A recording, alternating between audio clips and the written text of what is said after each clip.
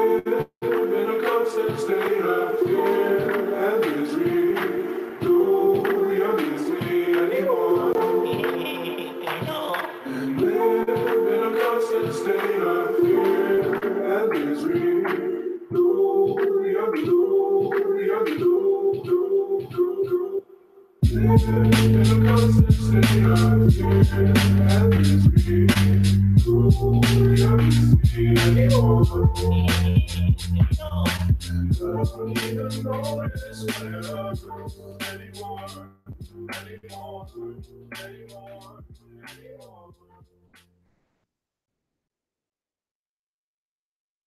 Hello, everybody. Today is Sunday, January 27th, and we are bringing you Bloq Digest number 152 at block height 560,365. What is going on, everybody? Ooh, man, nothing much. It's been a race this morning, just going through all this stuff. And, man, I don't know. I really like this new intro, man. Every time I'm looking at that, I'm like, man, I like this, man. This is like, it feels like we're all meeting. We're meeting in the den. How are you doing today, Janine? I have to say, every time you say nothing much, I think about the nothing much that we know. And for a second, I think you're talking about him.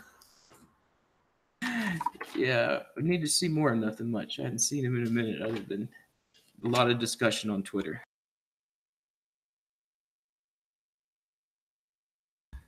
So, what has been up though, man? It's been a lot of stuff going on with potential Lightning developments, huh?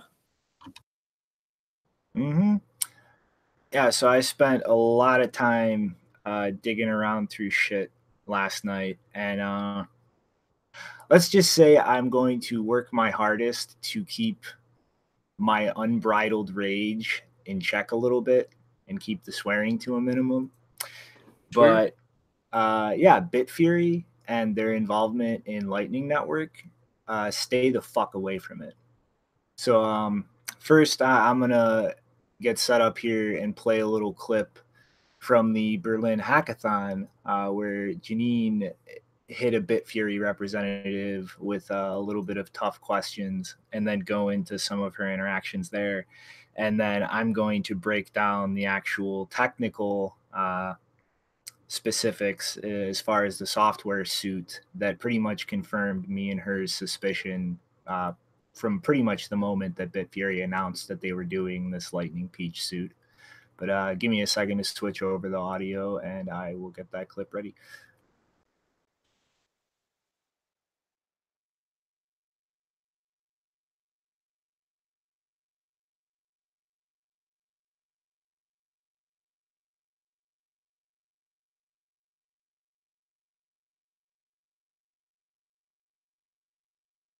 On the team works on it, but they said it was going to be marketed to.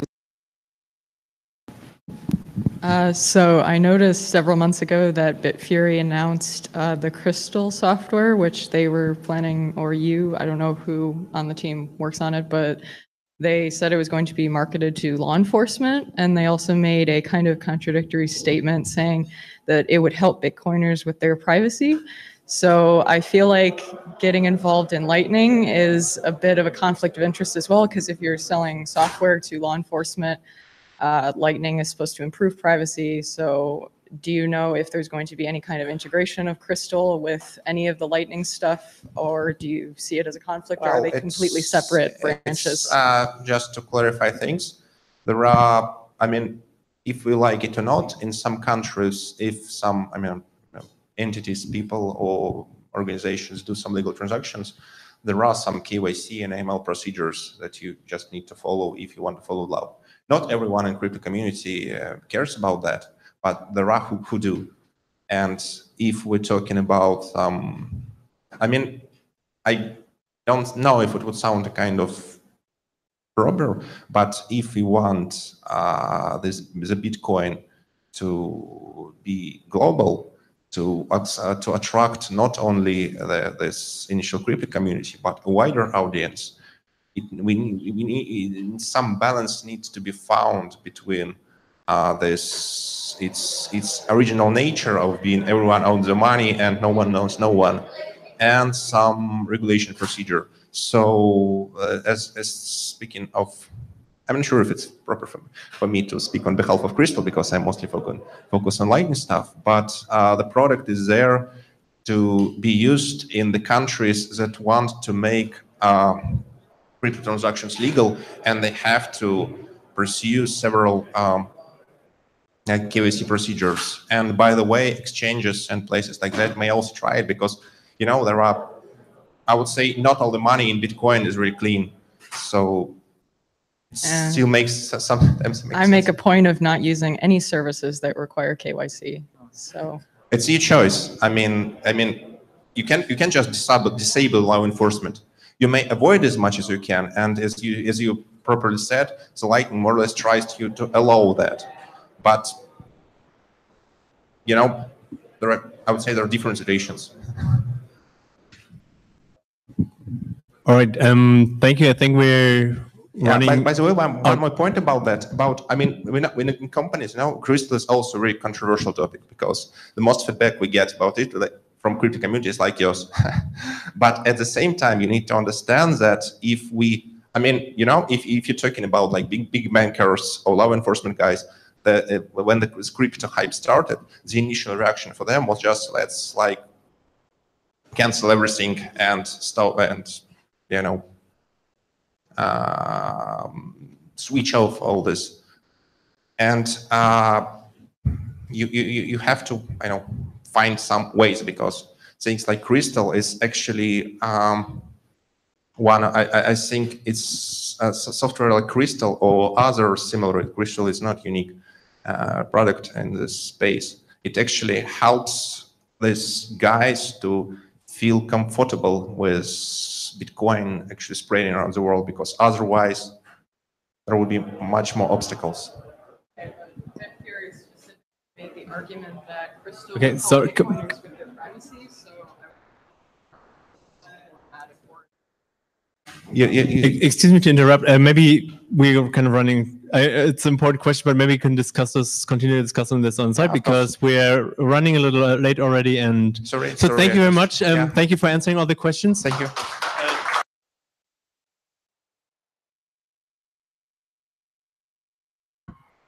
Yeah, so to give a little background, that was at the Lightning Hack Day back in September of last year. And the reason I specifically wanted to, that was the only Q&A that I asked a question in.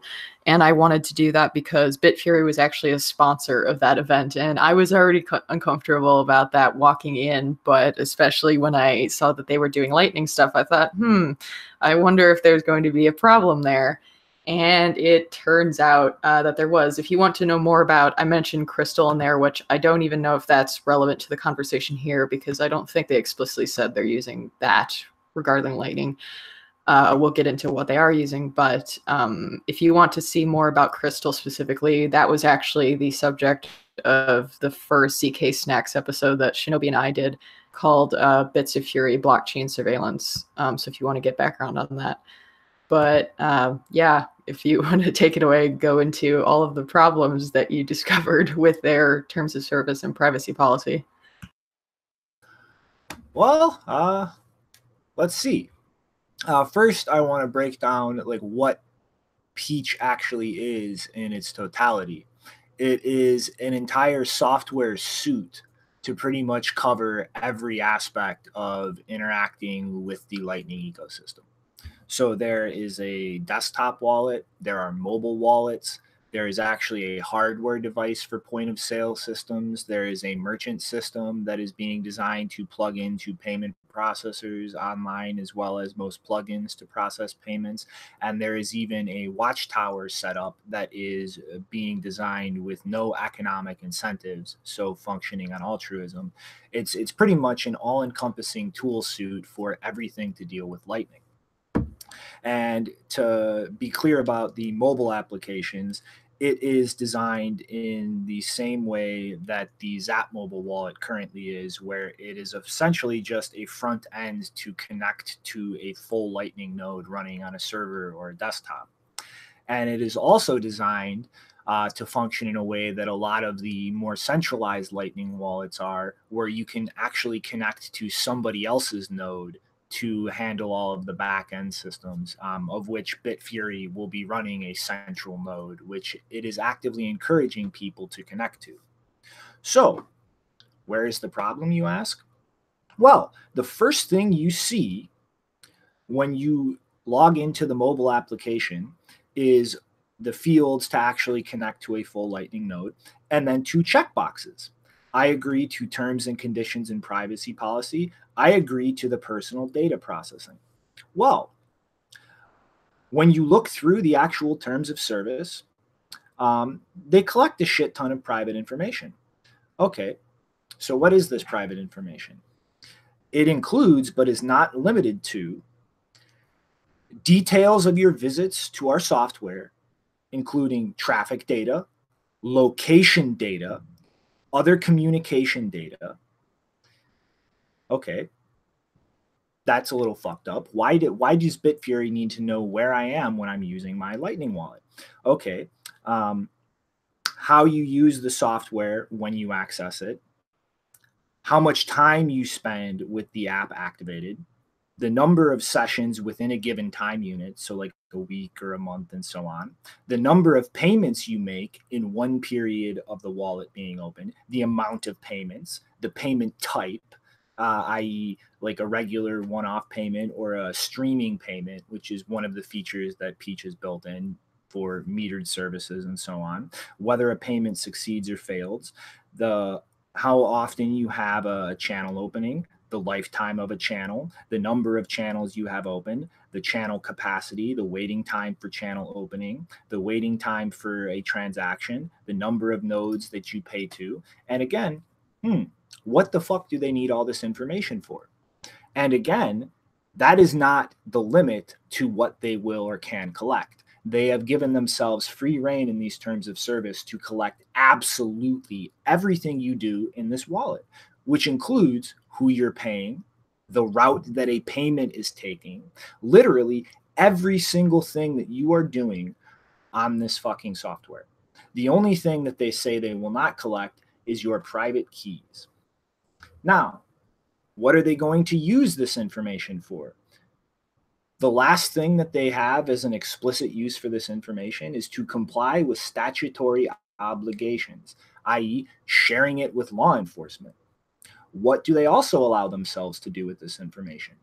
Share it with all subsidiaries, which would include the Crystal Chain Analysis platform, all affiliate companies, and Google Analytics. So this entire software stack has a terms of service that pretty much allow Bitfury to tag and track and log literally every minute detail of everything you are doing on the Lightning Network. There is absolutely no rational reason to be collecting this much information, to even have an application like this designed to collect information, let alone having in the terms of service the explicit statement that they can legally and will share any information that they are subpoenaed for with law enforcement. This is the exact antithesis of what the Lightning Network was designed to do. Keep things decentralized, improve privacy, and maintain the nature of interacting with a system that you have total control over access to and all of the information regarding your use of it. This is absolutely disgusting. And frankly, anybody in this ecosystem that tries to defend this or doesn't actively call this out as malicious, I have just completely lost respect for you. Yeah, and I just want to point out that some people with some items on that list, especially people who, don't understand how sensitive some of this information is, they'll say, well, some of that data needs to be collected for operating purposes. But usually what responsible companies do, if there is some legitimate reason why they should be collecting that data for just normal service operations, they would have an explicit policy of saying, we will not keep such and such data beyond a certain point. Some of that data, you don't need to keep it longer than, a session. Some of that data you don't need to keep longer than maybe a few months at most. But the fact that they don't have that kind of explicit policy, they don't justify why that data is necessary, that's a huge red flag. Like, any company who actually cares about user privacy has a policy of how long they keep data, when they destroy it, how they destroy it also sometimes. So that should be a red flag to everyone. Yeah, it's definitely doesn't look or sound good at all. And when we speculated about Crystal back then, like wasn't really sure what it was going to be implemented with, but the Lightning Network is for sure one of these things where it's being built out, and right now it's still relatively young. I mean, this has got to be seen as like just bad acting. Like you're just trying to install some level of surveillance in a system that I mean, this is the adversarial space we work in, I suppose. It's like we just, I guess, should understand that as we're building stuff out, there's going to be people constantly building out things to follow up on what we're doing.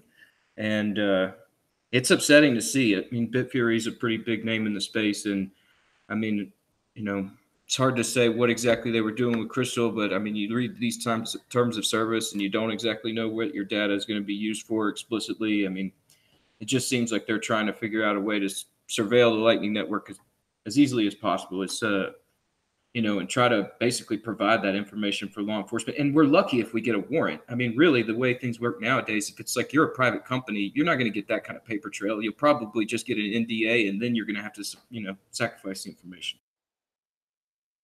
And see, the thing is, the way that this term of service is constructed is they explicitly give themselves a use for your data, including handing it over to law enforcement. And the way they've structured their sharing of data with their affiliates, with their subsidiaries, and with Google Analytics is sharing it for pretty much anything that we want done with this data by these other entities allows us in these terms to share this data. So this terms of service is explicitly constructed to allow all of this information to be shared with Crystal, a Bitfury subsidiary. And like it is airtight constructed so that they can just do that. They can collect all this information, and they have covered all of their bases to completely legally hand it over to a chain analysis platform.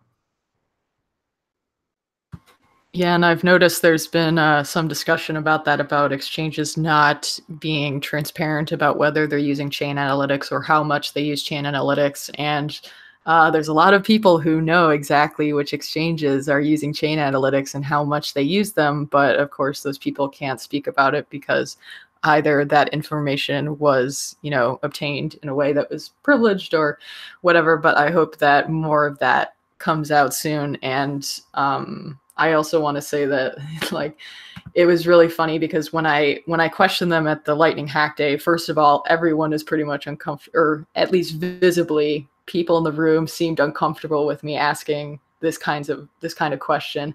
And obviously you saw there in the clip, they never gave me a yes or no answer about whether they would integrate surveillance software into their Lightning stuff. Obviously, whether I haven't checked out the code of the app yet or any of the apps in the suite. But if anyone were to check it out, even if right now it doesn't have any of those capabilities, who knows? They are at perfect liberty in this terms of service to change that in the future. And so you should be aware that they are not only legally able to do that if you agree to the terms of service, they are also completely willing to do that based on the history of their behavior and their statements. And so my stance is that when you're developing privacy enhancing software, this kind of maneuvering and not giving a straight answer to a question, and also being completely willing to be super friendly with law enforcement, that should all be nipped in the bud as soon as possible. Because if you allow these companies to introduce these surveillance mechanisms and then be promoted in a space that is trying to build privacy enhanced technology, you are going to undermine the system significantly for people who actually need to use Bitcoin. Because one of the things, part of the conversation I had with Pavel, who was the person speaking there, was afterwards, because apparently, I had really, I had really upset the room. And so I talked to him after that Q&A thing. And, you know, I asked him directly the question of, you know, if the law enforcement who come to you are whether they explicitly tell you or you suspect that they are seeking data on, you know, for example, human rights activists or anyone who is dealing with, you know, a type of activity that we in the West may find legitimate and permissible under our legal system, but in other countries could get you killed. He did not give me a straight answer to that question. And I find that not only offensive, I find that dangerous. And I do not think that this kind of behavior should be invited into the Lightning Network development space. Mm-hmm. And you know, another thing you kind of just touched on a little bit there is just the aspect that Bitfury gathering data of this degree on anybody using their software can potentially damage the privacy of people who aren't. Because even though it is way more difficult and complicated to analyze Lightning traffic versus on-chain traffic because of the onion routing and the way that things are structured with payment linking, it's still possible theoretically. And in any kind of anonymity set analysis like this, if you can definitively identify a subset of what you're analyzing, it makes it easier and less resource intensive to analyze the things you don't have definitively identified because you've reduced the anonymity set. Yeah, this just looks nightmarish all the way around. I mean, I'm just thinking about, you know, like the way he was like saying, just, you know, just follow KYC AML. Like that's what he said. And, you know, I kind of, I understand like some people, maybe there's a few people that are listening that are like, why are we making such a big deal out of this? You know, and it's like, I don't know if they quite understand what's going on here and like this long game that we've been playing and like the way that we're trying to help restore some of these rights that have been taken away from us. I mean, whenever I came into the system, I was very much just sort of, yes, I just followed KYC and AML because I'm on this leash. I've been here for a long time. I've worked with the state. The state knows who I am. They follow me on a regular basis. I'm fairly certain. But I mean, guys, people like yourself who have been able to maintain a distance from that, and they just want you to just opt in and just follow along. And you know, I don't know. People get that you're stepping into, okay, I no longer have a right to privacy. I no longer have a right to due process. I no longer have a right to free speech. And if you think that's overstating the things, then you're just not looking at the bigger picture of all of this. And you know, it is upsetting and jarring. And honestly, I mean, whenever I look at this sort of thing, it makes me wonder how Bitfury is actually using this as a profit model and not just military contract. I mean, like, who are they contracted out by? Which government? I mean, like, that's the kind of thing my mind is looking to. It's like, okay, where are they getting their funding from? And which government entity wants to make sure that this side is always built out? And like you're saying, I mean, like it hurts the anonymity set of the other side. I mean, this is bad news. Was there any more comment on this one before we headed to the next one? I guess just real quick, they've also given themselves the room to share your data, not just in being subpoenaed for criminal matters, but to defend themselves legally for any reason, even in regards to fraud prevention or credit risk, and as well to any company that may purchase them in the future. So this data is pretty much just going to float free out there if they ever get their hands on it. Yeah, my final message is just that this should be another reason to always read the terms of service and privacy policy of anything you use. Right. It's really like you got to watch the companies now because they'll send you an email saying, we're changing our terms of service. So, all right, let's step away from this nightmare for a minute and let's get into something that is looking a little bit brighter. You know, like we're saying, you know, we're building things out. They're building things out. You know, we'll just keep building. So last week we mentioned this party happened where you participated in that celebration. Shinobi, we know you got really hammered, but let's talk about the technicals of what happened that night. So over the hiatus, Jack Mallers made a post on Twitter about this evening where Zap would be testing out its new point-of-sale system. It's actually some hardware that's said to be similar build to the nodal units, with some software that would turn anyone into a fully fledged self-sovereign Bitcoin merchant who could start accepting Lightning payments. The back end of this software stack is Bitcoin Core with Lightning and BTC Pay server, which allows the bar to be in full control of their private keys. It sounds like the bartender would walk around with tablets that allowed them to pick items off the menu that was preloaded into the system. After picking out the desired items for the customer, they would be presented with a QR code that allowed a Lightning payment to not only handle the tab, but also a tip, which that's great because, I've seen some implementations tested out here locally that just don't allow that. It's just all sort of baked in and you don't get to pick the tip. So now the tablets wouldn't actually hold the private keys, Jack says, thanks to Lightning's macaroons, the bar owner management can give selective permissions to the bartender point of sale application, such as invoice-only permissions, not allowing the app to send any money, and not having customers and employees walking around with private keys. It's great to see all these nuances that are very important being flushed out in this system test. It was just a test, and I'm sure Jack and the Zap team got some great information from the event. What really excites me is something that is exciting a lot of people here in Colorado, which is the ability to set one of these up in a dispensary here locally. I mean, Jack says industries that have struggling relationships with banks have been very interested in this technology, and they plan to keep Jack and the team plan to keep pushing the Zap point of sale to where it's helping average people use the Lightning Network with the security and open access of the Bitcoin network. This is all fantastic news. As someone who's lived here in Colorado for a couple of years now, it's crazy to see what this booming industry of the cannabis has to put up with in the way of licensing and legal enforcement. I personally witnessed cops from neighboring states harass dispensary employees to accept their obviously BS ID, like an ID that just doesn't look good. It's obvious that it's not them, or it's obvious that they're just like it's a bunk ID. And they do this in order to bust the business, which if that happens 3 times in these operations, they could be shut down. And the amount of money this industry is making for the region is crazy. And the statistics show it. I mean, it's helping on a lot of different levels. However, all the value that system is making is being routed through the current financial construct that also favors pharmaceutical industries, private prisons, military contractors who make equipment for law enforcement, and many other sectors that just have conflicting interests with the cannabis market. If we could route our value through an independent system like the Bitcoin network, that would effectively hinder their ability to try and bring down this industry. I'm incredibly lucky to be here on the ground where all of this is being developed, and I'm going to keep you guys updated along the way.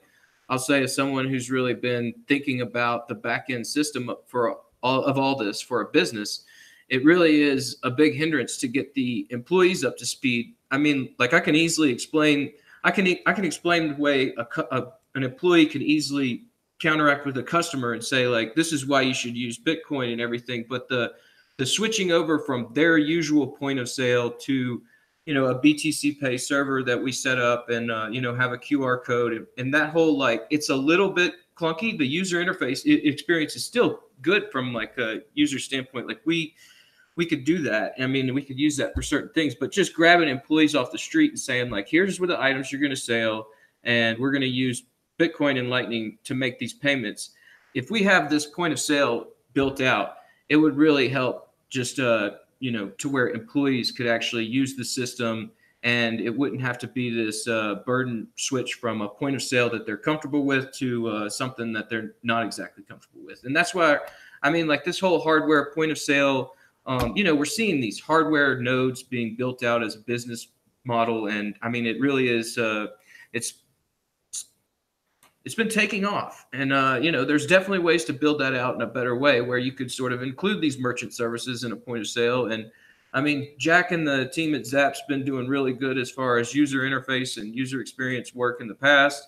And it looks like just from the demos given on Twitter that this thing looks pretty slick. And I imagine if an employee came in and we hired him that day and we said, hey, look, this is the point of sale and this is the Bitcoin point of sale, it would be a lot easier for them to just say, okay, I can do this. So, yeah, I think it would just be a lot more familiar. So this is what's been going on with that. And I think this is a much more positive development than that Bitfury point of sale. So I think everybody should be taking a look at this one. So Shinobi, you went to that event. Do you remember enough to tell us what you thought about that system, or what you think? I mean, aside from the liquidity constraints, just because, you know, things are still building out, it was a pretty solid system. Like, it was just a nice, simple interface with the business's like product menu in there. The bartender literally just had to click the things. There was an option for tips, and then you got a payment request. And I mean, like, honestly, anybody who really deal hunts or uses coupons a lot should know that there are people out there who are nervous about and have issues with fiat point of sale systems. So I really don't think the learning curve for a Lightning one is that much different to your average employee.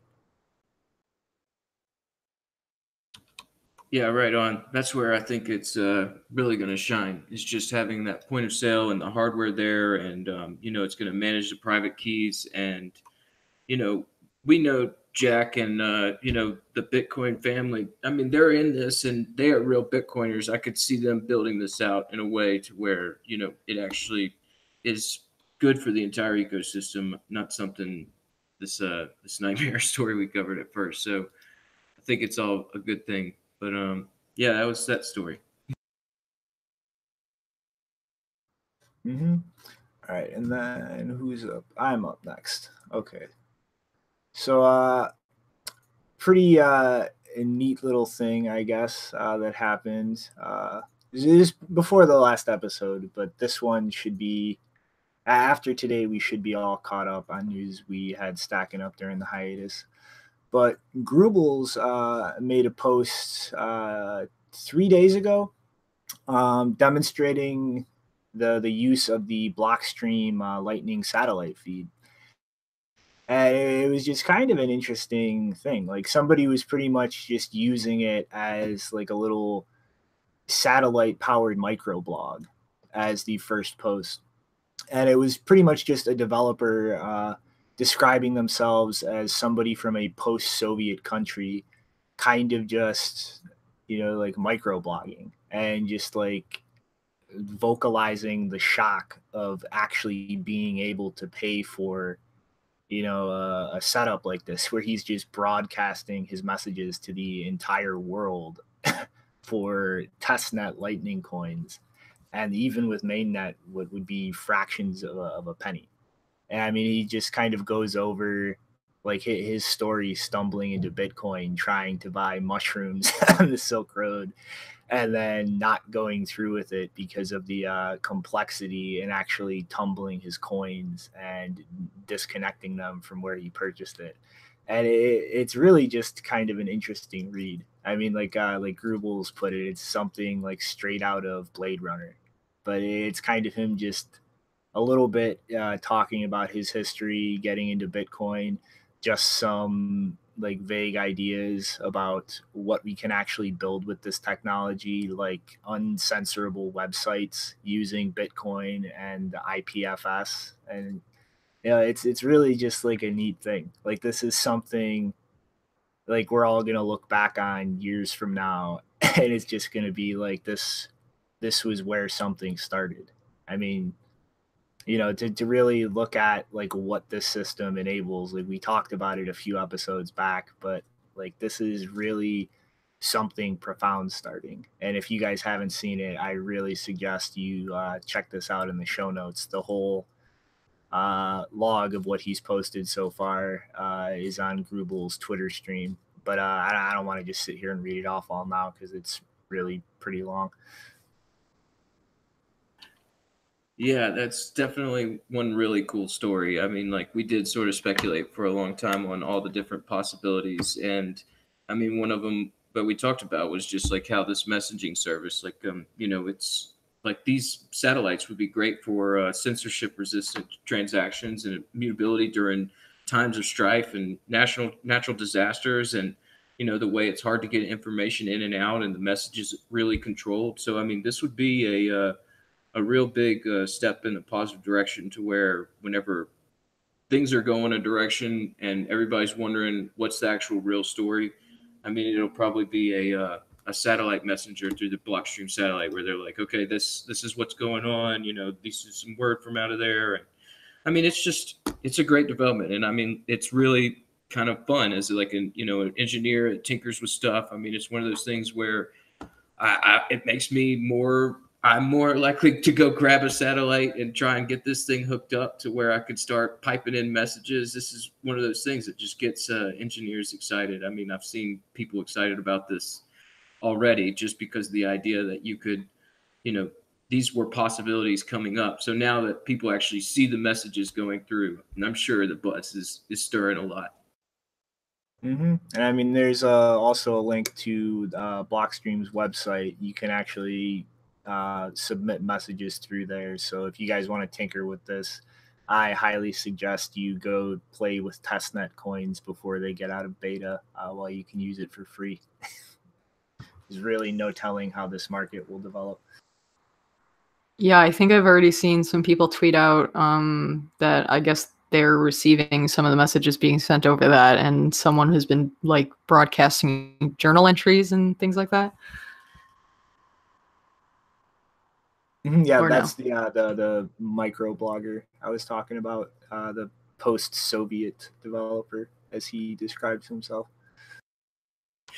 Yeah, it's awesome to just think about, somebody out there. I mean, yeah, I mean, he could be in one of these countries where it's real hard to get communications out, and now he spits one of these communications out, and anybody that's got a hookup to that satellite is going to get that message. It's pretty interesting.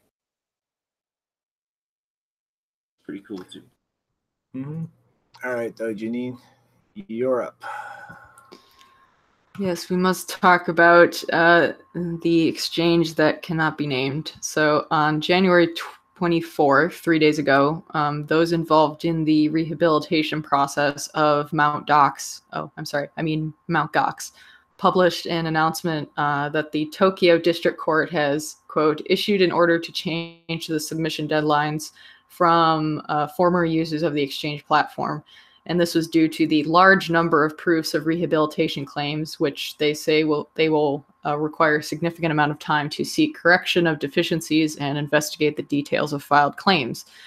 And obviously, this is an English translation, so hopefully that was translated correctly.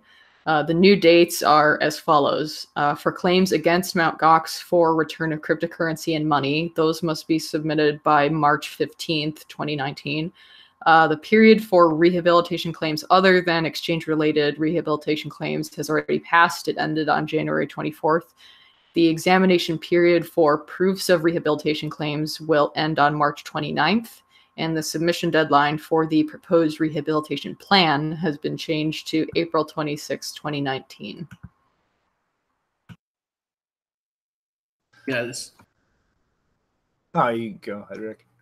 I was just going to say that this was something that popped up in the mumble, and like we were talking about how it's just like it seems, because, we talked about this when it was first discussed, this idea of, setting up claims for people that were out of money from Mt. Gox, and I guess they didn't get that many claims, and so they're putting this back out there to see if maybe they're going to get some. And yeah, I mean, that's a pretty good play on words there, Janine. Maybe it's because people don't want to really get doxxed. I don't know.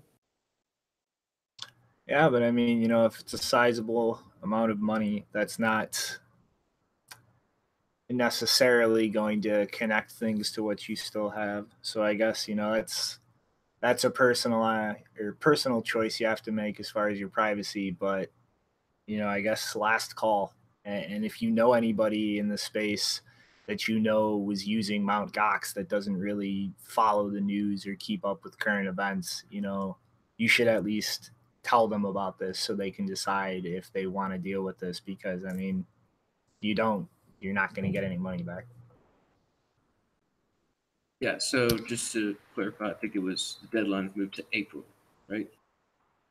No, that's the deadline. Let me look at it again. That's the deadline for when the rehabilitation plan must be submitted. The period for claims has now been moved to March 15th. So you have about a month and a half or so. Get on that, guys. I'm actually thinking I need to, just double check with some people I know and make sure that they've done all this too. Well, do it while you still can if you want to.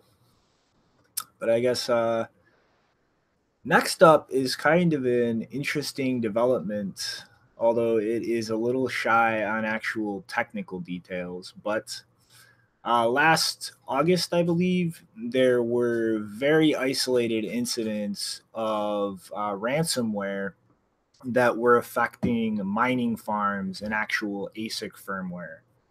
And there has been a big string of infections over the past week or two, mostly concentrated in China.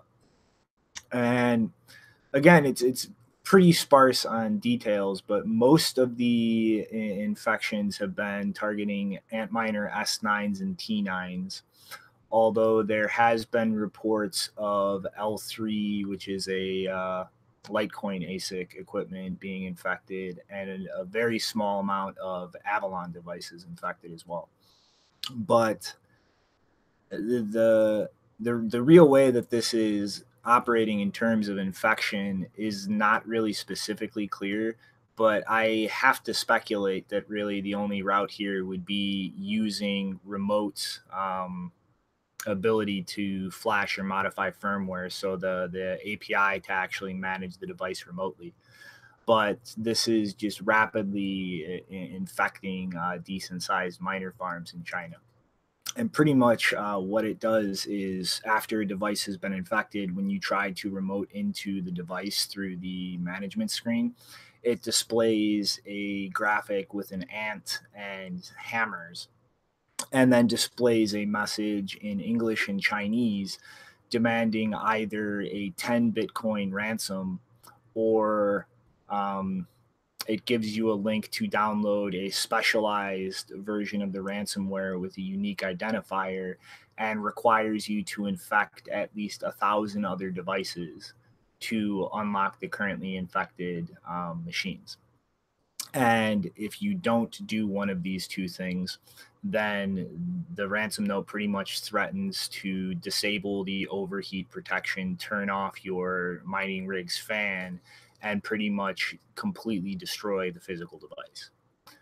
And this is actually something that can spread rapidly through mining farms to all of the devices hooked up to a network. And there's been some reports of literally up to 4,000 devices being infected within minutes after a mining farm has been compromised.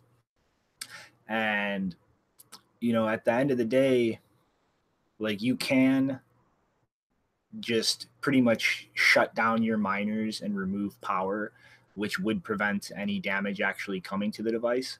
But you're compounding your revenue losses with that, in that you're not only not making money while the device shuts down after being infected, but now you have to manually go through and physically reflash every single infected device.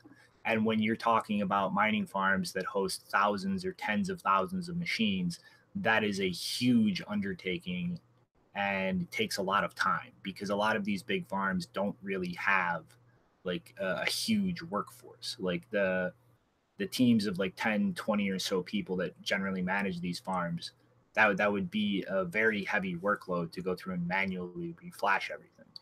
And this highlights, a really big potential attack vector for this ecosystem. That is, it has things like this. Compromising farms have happened before, and things like this have been discussed in the past, but not really a lot. And it's when you look at a mining farm, this is a whole interlinked local network. And if you can compromise the outer, boundaries of that network, then it's like any like big system you've compromised. You can now start messing with or modifying or damaging things in the entire network. And the potential for targeted attacks like that is a big threat for the overall network, because at the end of the day, we depend on these machines to continue the blockchain progressing forward. And I think this is really something, I hope, that's going to wake up a lot of people operating farms and get them to really think seriously and long term about how to maintain their farm's security, regarding its network connections to the outside world. Yeah, we've seen some interesting stories about malware taking over computers to, mine Monero or something like that, but nothing really like of this level, I guess, where, these S9s and T9s and all these different miners can be affected. And it's one of those things where I imagine most like little mining operations. It's just another one of those things that they really have to watch out for. And every mining operation, but I imagine big mining operations are going to have the security people there to make sure that their systems aren't really compromised. And just thinking about these smaller farms, they might want to have a specialty in making sure that their systems stay clean, because I imagine this threat isn't going away. I mean, this potentially, to shill my secret employer is a very legitimate use case for the Blockstream satellite feed, and something that Blockstream can actually think about in terms of maintaining its infrastructure to provide a net good for other people. You can isolate incoming connections and only receive things through that satellite feed, and then have a connection back to the network that only sends things out. And then as long as that satellite feed security is maintained, you've done a lot to really reduce your attack surface. That's a really good point. Any small farm operations, go on back just a minute, listen to that one more time and implement. So I guess, Janine, you got anything to pitch in here? Nope. All right. Miners. On to the next one. So I'm going to just try to sum this up pretty quickly. And if you want, you can dig through the 8btc.com article. The tweet with the link is in the show notes. But that website is usually horrendous in the Google Translates product or result. So might have to go through it a few times before you can link up the names that are translated differently in different parts. But long and short is it doesn't seem that there's been an official denial of Bitmain's IPO by the Hong Kong Stock Exchange, but the chairman does not seem like he is going to allow this to go through.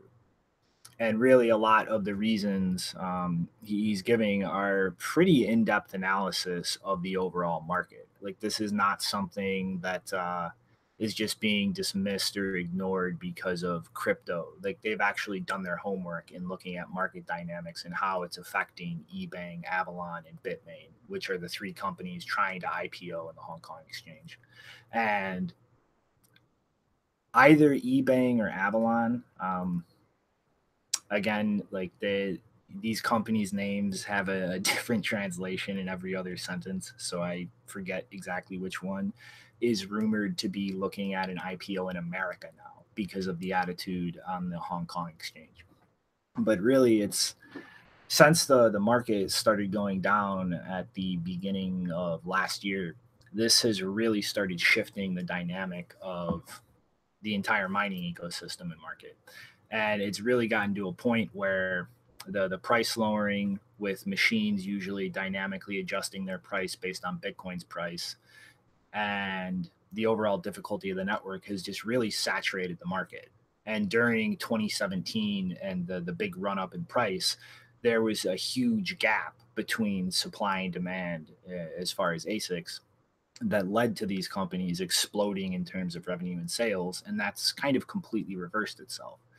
And it has the chairman of the exchange kind of thinking about the long-term prospects of a company actually being able to survive doing this at all in this ecosystem regarding retail sales, and the viability of consistent revenue and profit as something traded on the exchange when any kind of fluctuation or change in these supply dynamics for this equipment pretty much completely destroys a market demand for what these companies are selling. And like honestly, like looking at this is kind of just more and more reinforcing, you know, my outlook in that over the next 5 or 10 years, I really think that we might start seeing a shift away from companies producing ASICs to sell on the open market, and see an entire shift in the entire mining ecosystem where people getting into mining are handling the full stack. Like somebody investing to mine Bitcoin is going to be taking chip designs or making their own chip designs, fabricating them, assembling the equipment, and actually operating them and doing the entire thing from beginning to end in terms of the line from production to mining use, because it's not really something that's sensible in the consumer market long term. It's not something there'll be constant demand or profitability for. And I think that's inevitably going to leave it up to large capitalized individuals who have very low time preference and long term time horizons. And, you know, I really think just looking at the fundamentals of how that market works, like that shift is inevitable and just unavoidable at this point. So that just does not bode well for companies that are producing ASICs for the consumer market. Yeah, I mean, how these IPOs and these big mining companies go. I mean, you know, the IPO aspect of it, it's, you know, like, I mean, you're right. I mean, as far as consumers' interest and the miners' interest, it seems like the miners, you know, they have their own interest. And I mean, I don't know if necessarily we're always going to know what exactly they're doing, because a lot of them, you know, they have their own little stashes. And I don't know, like, I think it's a good transfer into this story that I've covered as far as this Innosilicon, you know, working on this Grin project. So is there any comments? I mean, other than that, you wanted to cover on that one? No, not really, but actually, Aaron, you just do the Innosilicon stuff. I'll switch the show notes around, but the I'll just do the Bloq stuff after that.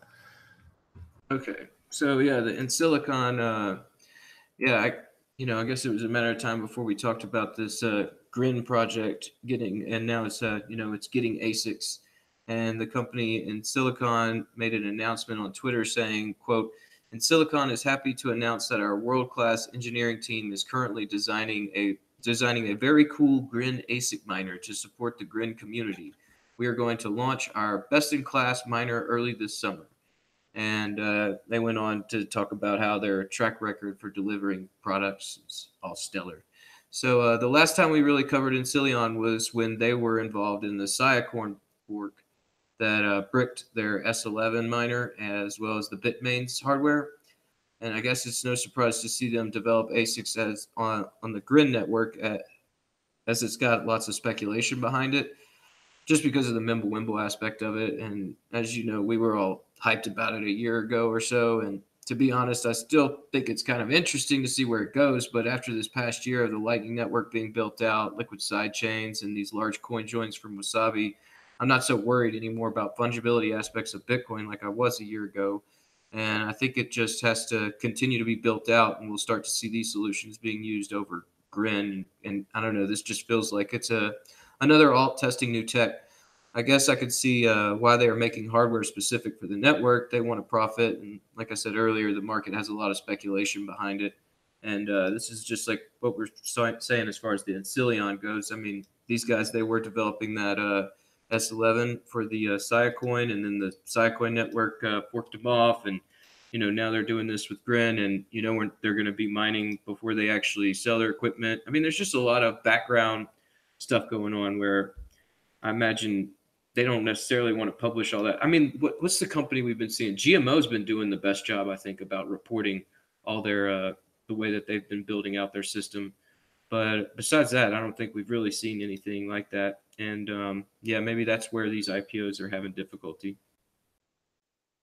Mm-hmm. This kind of ties into like a little bit about what I was just talking about with, overall market dynamics. Like GMO has stopped actually producing and selling their miners. And I mean, they're going to continue to mine and run their own operations.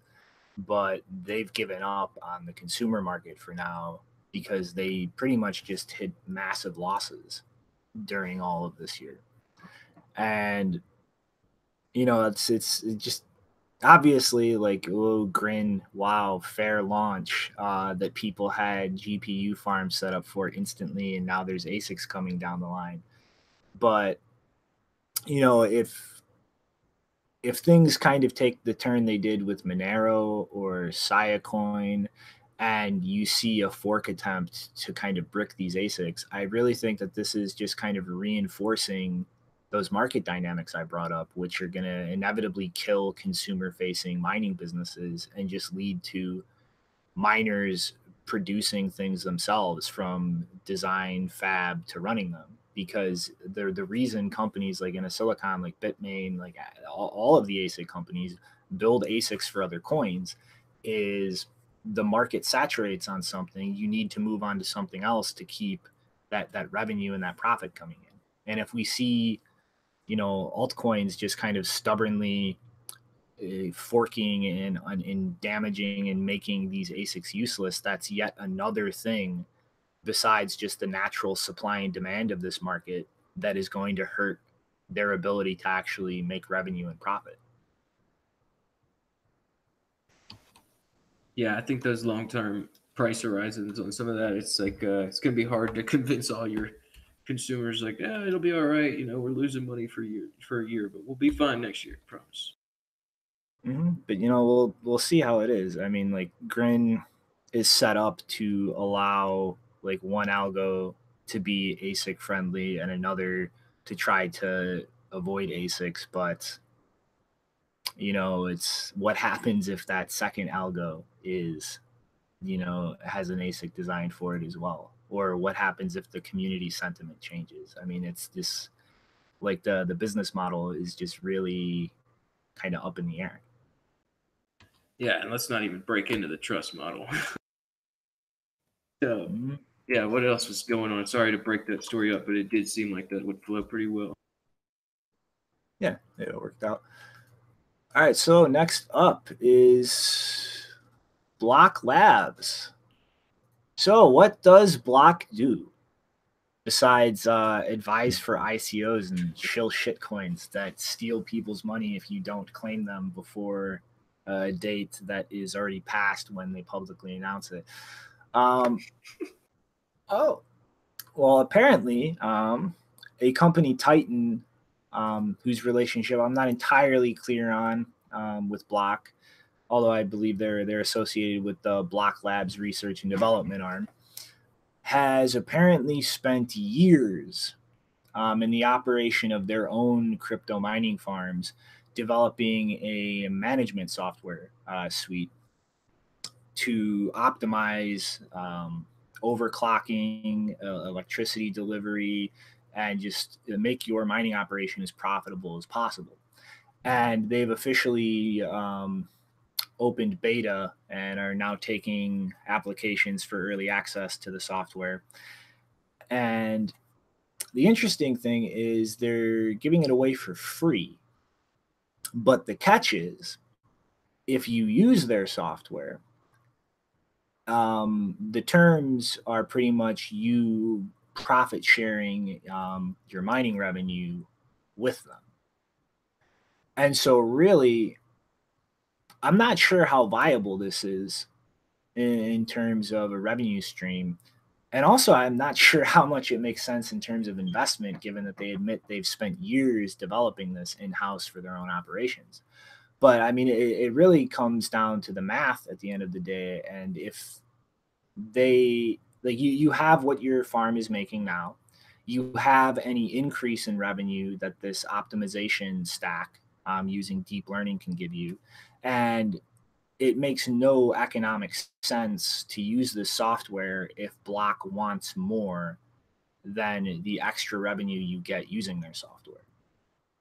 And so depending on really how much this can optimize any individual mining farm, I'm not really sure how much revenue that equates to. And also, really, what's to stop people from reverse engineering the software and just using it?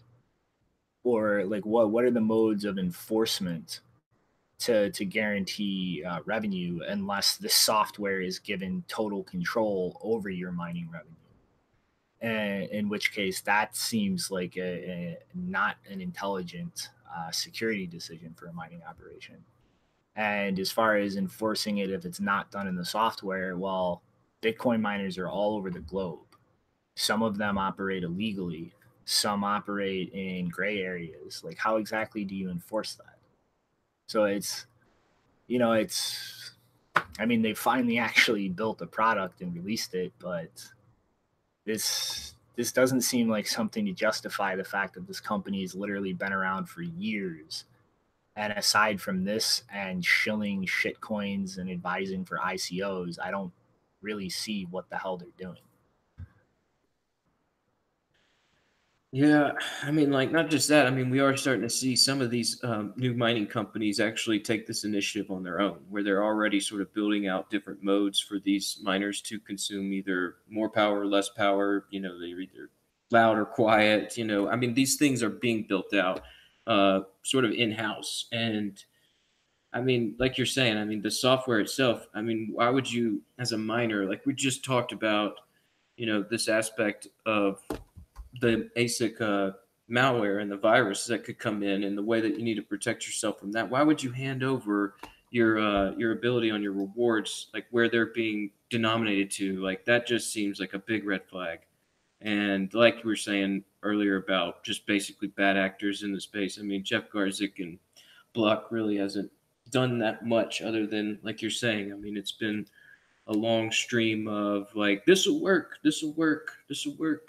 And it's like never really any kind of actual progress that's trying to build out the system in a way that's going to actually help everyone. I mean, this is something that it could benefit a few people, but those people, I imagine, are actually have their own in-house security, their own in-house engineers, and the mining companies are also building out things that are more favorable for consumers. I mean, this just seems like a bad place to build out some software. I mean, like you were saying, I mean, why not just grab it, re-engineer it, and, do something for yourself?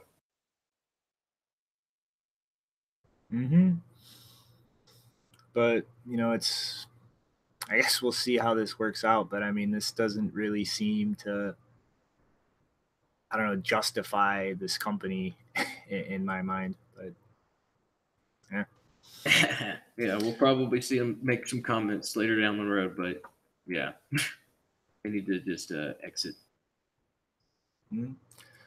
So I guess you're up, Rick. What's going on with Overstock?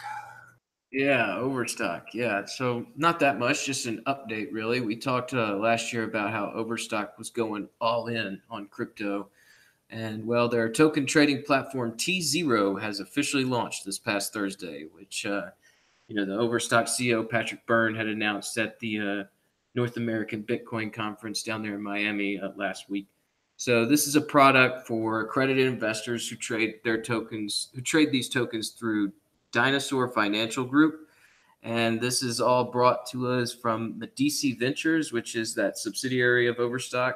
And the platform is being launched in the time frame given with their initial announcement late last year. But several days before the launch, users on the company's Telegram noted the registration process with Dinosaur had been taking several days to complete.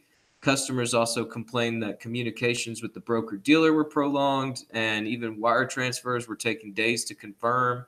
And Mark Nelson told CoinDesk, quote, which is just Mark Nelson's a user of this trading platform, told CoinDesk, quote, I signed up last week and tokens listed as pending transfer today. I expect them to be tradable tomorrow. The account is open, so it is approved, just waiting on the completion of the token transfer. And end quote. And like, I can be understanding of, hiccups whenever it comes to launches and software and the way that all goes about. But I mean, maybe we should be holding Overstock to a greater standard since, they've been such a big company and saying they're going all in, and then they just released this thing that they're throwing out for a time frame that they released late last year. I mean, maybe they should have pushed the time frame and gotten it running a little bit more smoother, but it looks like they're already running into some hiccups in this development. So yeah, not that much there, just like letting people know that it's available or it's been launched, but it's got hiccups and it's only available to accredited investors. Like, I don't know, to me, this whole tZero and, you know, the way that they've gone, like, to me, it's like, yeah, they went all in blockchain, you know, I mean, like, they're doing stuff that's blockchain, not Bitcoin. And I don't know, to me, I get kind of just like, it's, you know, they're working on it, but I don't know, it's not that interesting. But what do you guys think about it?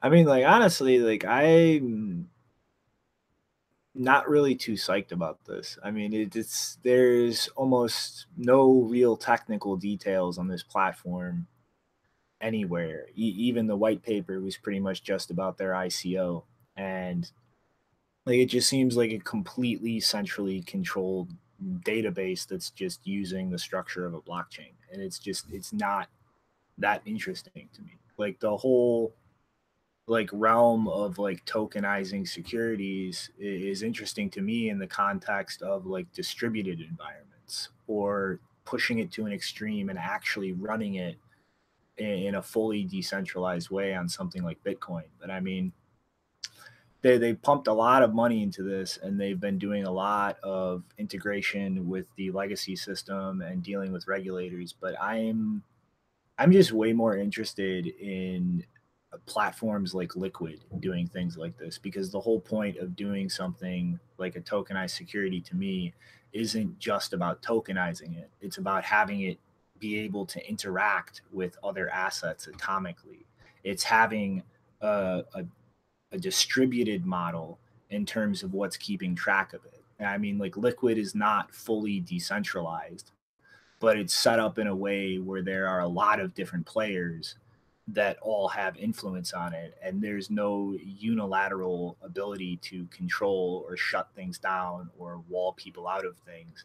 And that allows interaction with things like Bitcoin, with, you know, stable coins and atomic trades that aren't just in a centralized database that's using cryptography. And, you know, more interesting things like actually paying out dividends in crypto in an automated way. And I just like, I think it's really inevitable people are going to try platforms like tZero, and they might actually take off, but I'm not very interested in that. Yeah, I mean, like, I definitely have the same sentiment. I mean, I was reading the story, writing up the notes, going like, man, I should grab another story. It's like this thing. But I mean, it does warrant a little bit of discussion about it, because it is kind of just showing, like, you know, these big guys that were, you know, big names, and they said they were stepping all in. I mean, we're seeing where they're all in going. And I mean, it's unfortunate, but I mean, you know, like, I mean, I think it would be good if they did actually try to build out stuff on top of, you know, other products that guys are building, and try to find ways to make that more efficient within Bitcoin. But, you know, the way these guys are, a lot of them, they sort of try to see their own picture in this game, and then they run with it. And so that's where Overstock and the DC Ventures are headed. But what's going on in Italy and open timestamps, Janine?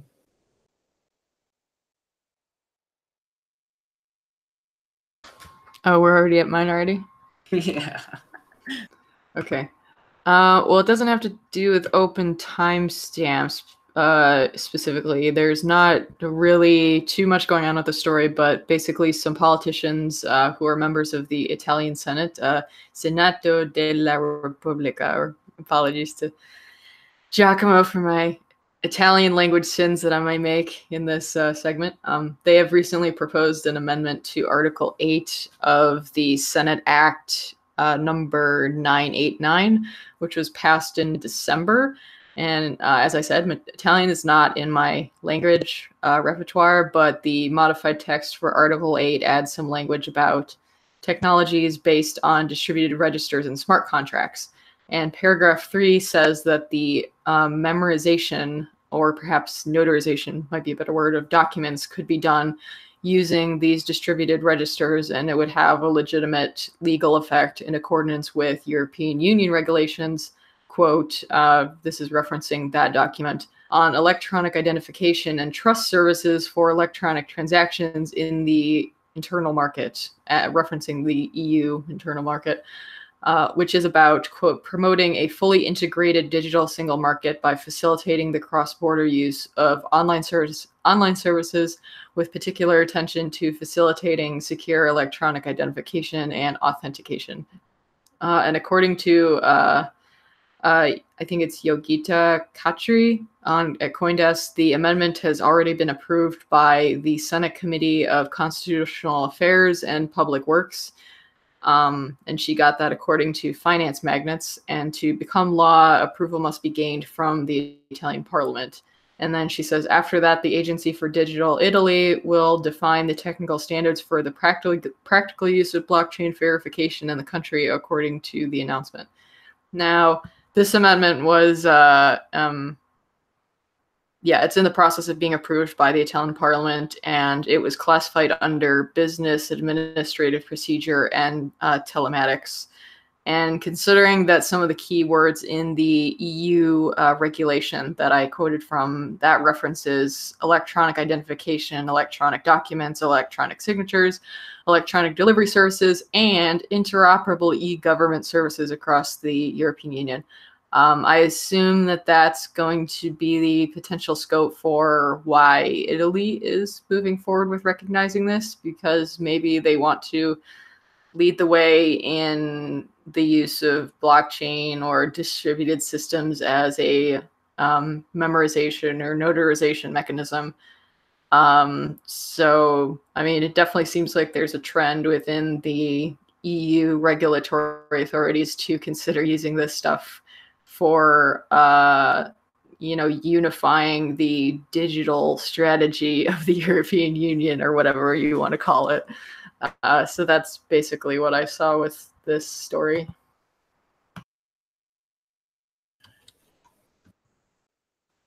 I was just gonna say, like, it's these timestamps is one of those aspects within the idea of Bitcoin blockchain that I could see government using for different aspects of like notary and making sure like timing and everything. And so, I mean, like, but they're building out like timestamps for their own blockchain, or is it because like I read it as open timestamps? So I was thinking like, oh, good, they're gonna be like using open timestamps. But I guess I was wrong on that. Do they say which blockchain they're gonna be using? I think it's just No. a general Yeah, it's very general. recognition. But I mean, I think things like this are really common sense for governments. Like at this day and age, like it is literally like a thermodynamically guaranteed proof of a timestamp, and I think there's absolutely no reason that should not be admissible and recognized in court. Yeah, and just to make clear, the scope of, like, I was quoting from the Article 8 stuff, but I was also quoting from a larger document from the EU regulations. And the Italian Senate amendment that was accepted, that really all it does is define what a distributed system is, and then what a smart contract is, or what a distributed register is. And then paragraph 3 is basically saying that they expect it to have the same legal effect as other forms of notarization for documents, especially digital documents. So they're not really saying much. They're just saying that they're going to recognize it as a legitimate way to do that. But beyond that, they haven't said anything. All right. Well, that sounds interesting. We'll have to see if they're actually going to do something that makes government more efficient. So going into the next story about local Bitcoins here, we have another phishing attack. Yeah. And this one's at local Bitcoins. From a Reddit thread yesterday, there was a public service announcement from user Bitcoin Babui, who noticed the potential threat in local Bitcoin subdirectory forums. Users are prompted to log into their account as if they had been logged out. And this only seems to happen if you are already logged in, which once inputted, this would steal your account info and drain your account. And commenting on the thread, one user says he was probably the first to fall victim to the attack, losing 0.14 Bitcoin. And the receiving address for that is already up to 7.95 Bitcoin. around $28,000. And this attack has been pretty effective. And, you know, we'll always keep seeing these classic phishing attacks crop up. So keep your eyes peeled. Now, LocalBitcoins released a statement, quote, "We would like to inform that today, January 26, 2019, yesterday, at approximately 10 UTC, LocalBitcoins has detected a security vulnerability. An unauthorized source was able to access and send transactions from a number of affected accounts. Outgoing transactions were temporarily disabled while we investigated the case. We were able to identify the problem, which was related to a feature powered by a third-party software, and stop the attack. At the moment, we are determining the correct number of users affected. So far, 6 cases have been confirmed. For security reasons, the forum feature has been disabled until further notice. Outgoing transactions have already been re-enabled, and we have taken a number of measures to address this issue and secure the limited number of accounts that might have been at risk. Your LocalBitcoins accounts are currently safe to log in and use. We encourage you to enable two-factor authentication if you have not yet. And definitely always do 2FA. And yeah, this was just like a, you know, something that got posted yesterday on Reddit, and took a look at it and saw how many people were already been affected, and just figured we should definitely, you know, say something about this and let everybody know that, you know, if you use LocalBitcoins, I mean, you should be safe if you just missed this, but for sure, always keep your eye out and check domains that you're logged onto, you know, links, everything. Make sure, avoid these phishing attacks. They're always going to crop up. We'll see them in different places, and you know, this one was pretty good about, you know, just sort of hiding in this forum subdirectory, and you know, nobody really paid attention to it, and then next thing you know, they've got over 7 Bitcoin of people. So be precautious, people. So yeah, that's what's going on at LocalBitcoins. And on the side of businesses, dependencies. You should not just blindly be incorporating third-party packages, libraries, and services, because everything you integrate into your service is a code base that potentially has exploits or routes to infiltrate your system. I mean, like, it was like what, 4 months ago, like when I was in Thailand, like we saw this exact same thing. The Copay JavaScript library that was pretty much handed over to a random person who then tried to sneak an exploit into it.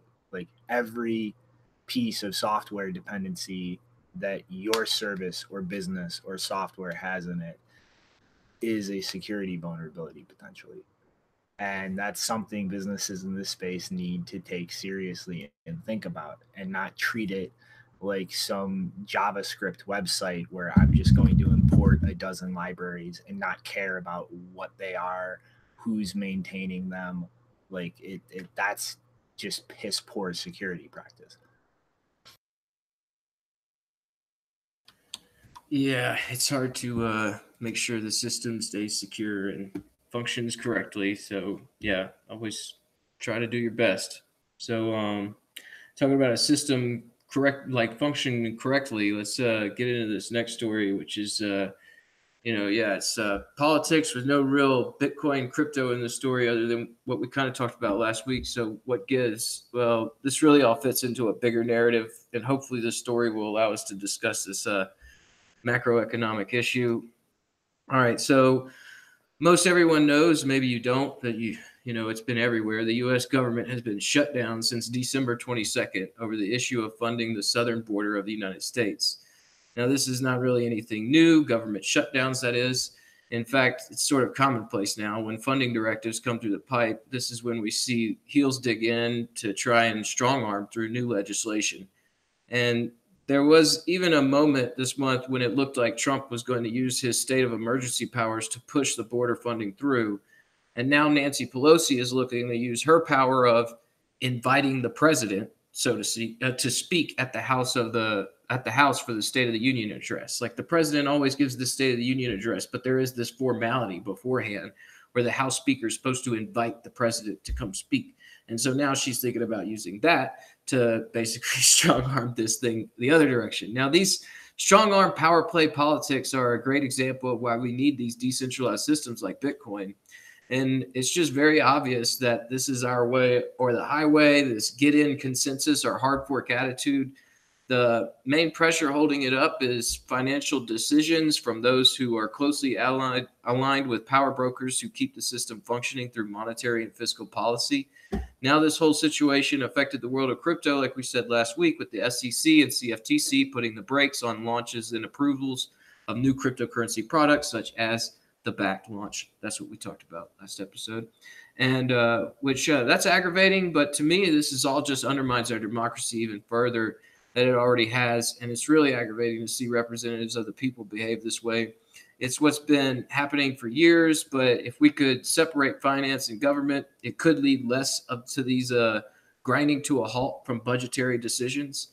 And so another point is at the same time we are trying to overthrow leaders, while it's obvious we are not really represented here in our own country. These forces are rogue and they need to be reined in. I'm not sure exactly how that's achieved. And, but I'm moving forward with Bitcoin because I know it's involved. And now the government has reached a temporary deal to fund its non-essential workers again for 21 days. And, so for the next 3 weeks, we're going to see how this holds.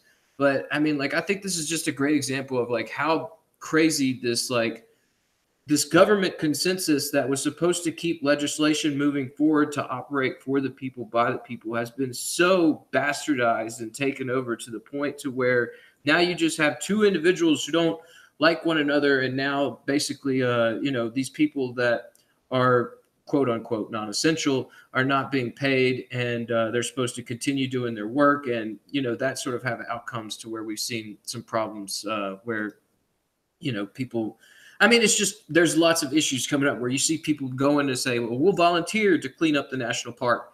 And then there's national park employees screaming back at them, well, you can't clean up. And it's this weird situation that's really got everybody at odds. And I feel like Bitcoin, if we were able to implement that somewhere within these governance structures, it would sort of reduce these risks. But that's my own sort of speculative thought on the whole matter. But yeah, what did you guys have any comment on this at all? I don't really want to drag you into it if you don't want to talk about it, but politics. Yeah, I think this whole situation is the perfect example of, to steal a libertarian / conservative quip, why government should be small enough to drown in the bathtub. Because this is just absolutely absurd. And to get a little into my personal interactions with this whole situation, one of my oldest friends actually works in the National Park Services doing forestry management, and that was one of the jobs that was considered non-essential. And I think that is kind of absurd to say that managing the natural ecosystems in this country so that they don't deteriorate is considered non-essential. And really, I think that the solution to nonsense like this affecting it is simple. Things like that should not be a part of the government. They should be spun off into nonprofit organizations and effectively operate independently. And I think that a lot of things in terms of services or bureaucracies in the government that people think provide important services should be handled that way. The government, people in the government like Trump and Pelosi getting into a personally driven shit fit with each other should not be able to affect negatively important things that keep society functioning. They should not have that much of a direct influence on things, and important things should not have that heavy of a dependence on the government's tax revenue to actually pay for itself. And this whole situation is just absolutely fucking absurd and childish, all around. I'm with you, man, 100% on that. And maybe that is where the answer comes from, is varied interest from regional areas that gather together to pool funds to protect certain things like forestry and making sure that those things are set up to avoid forest fires. I mean, that's where, yeah, I think Bitcoin and the ability to formulate multi-sigs and, you know, just aligned interests, I think we could solve a lot of these problems. And I think, you know, you're right. I mean, it's like, where do these labels come from as far as like you're essential and you're non-essential? And I mean, because I've definitely, like, these things went back to way back whenever I was in the military, a government shutdown happened. And it was like a question of like, well, wait a minute, what happens? They're like, no, you're essential. You got to be there. It's like, oh, okay. But I mean, like, this is where it is one of those things where it's just like, okay, all of a sudden this little personal conflict, it not just like throws your little thing into where you're governing this part of the region that you live in, and that's sort of your position within the community. It's also just like wrecking your ability to actually make a paycheck and feed your family. And that is just, it's absurd. It's really, really disturbing that that's sort of the thing. The way we're at right now is just like the government could shut down. People aren't getting paid. Like, things aren't getting done, all because of an argument over something that I understand. I mean, it's a legitimate place to have an argument, but it should not bring the government to a grinding halt. Like, these things should function outside of the system. I think you're right on that. Well, I mean, I don't know whether it's more amusing or infuriating, but what I find interesting is that these government employees, first of all, they don't, as federal workers, they don't have the right to go on strike. They don't have the right to protest, do protests of any kind regarding their employment. So what most of them are doing is that they're calling in sick because they literally just can't not go to work. They have to basically say, I can't work. But most of them, you know, a lot of them are probably, because they have to make money somehow. And so they're going to other jobs and they're just saying, you know, I'm sick to their federal government job and not showing up. The other thing they're not allowed to do is that they're restricted in terms of engaging in political speech. So like for even any of them to go on television and make a big deal out or talk about how this is affecting them and why this is a problem that could potentially be dangerous, and they can just get cut off. So I just find it, you know, interesting that we think that, oh, the government protects workers' rights and all of this garbage. And then it's like, oh, you're not even giving your own employees rights. Okay. Yeah.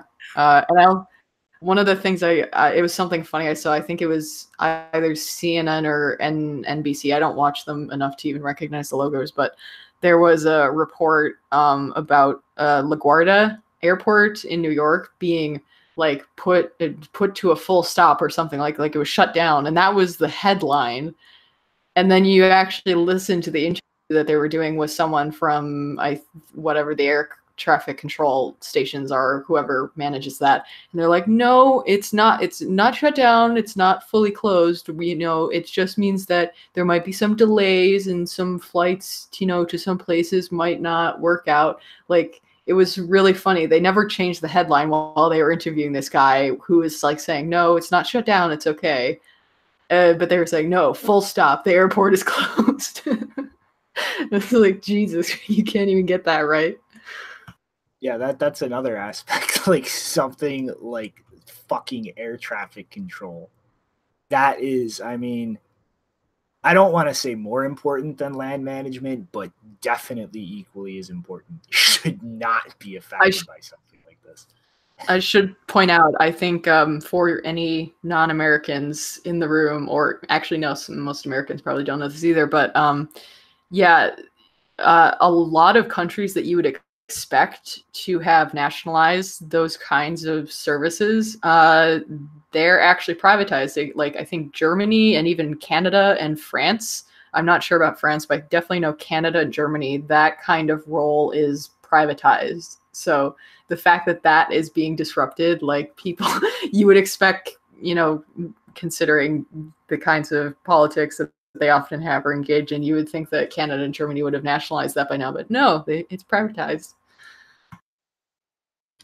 Yeah, it's a, I don't know, it's something that we've got to remedy. I mean, this situation, and it's definitely not going to come from you know, the people that are getting hurt by it. Because like you said, I mean, like they're kind of in a position where they can't really stand up and speak. And, you know, we're in a position where if we like all sort of rally together, I mean, you know, they're liable to shut us down this way or that. And, you know, most likely through the banking system as well. And this is where, you know, Bitcoin's going to shine. And I think we're actually going to do a lot of great things for, you know, allowing people to actually take care of their own little regions and sort of self-sovereign governance through, you know, regional communities. Hopefully, I mean, like my fingers are crossed. I'm watching it. I'm working with it.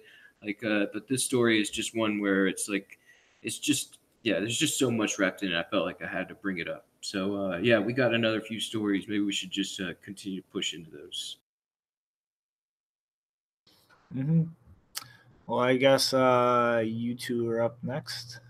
Yeah, like honestly, this next one, like I really don't have that much on it. I imagine, you know, like it's just really an announcement from Gab that said they had plans to, you know, create a browser, and then someone said, you know, hey, great idea. Could you integrate Bitcoin instead of BAT? Like, you know, and like Gab was saying, like, hey, that's the plan. We're gonna fork Brave, remove BAT, and you know, they should have stuck with Bitcoin, which is what we will do. I mean, that's what their tweet said, and so, I mean, it's interesting to see this idea of like the Brave BAT. Like people do like the Brave browser, and people are kind of getting really confused with this BAT token and what's going on there. So, and Gab has already really made a large stance to stand up for free speech.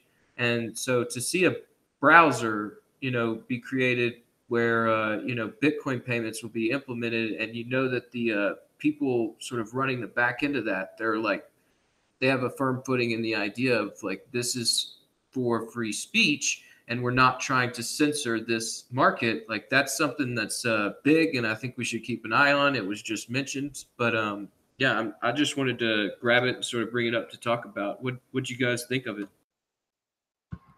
I mean, the one thing I'd want to know, I saw someone, for some reason, Gab, when I went to grab the tweet to read it, their account was protected. I don't know if it still is, but I had to find an archive of that tweet to read it. And I saw that someone, I think it was a person from Brave, actually replied and said that if they did fork the Brave browser, it wouldn't work because they're using native ad blocking that Gab wouldn't be able to access. Now, I don't know what that means.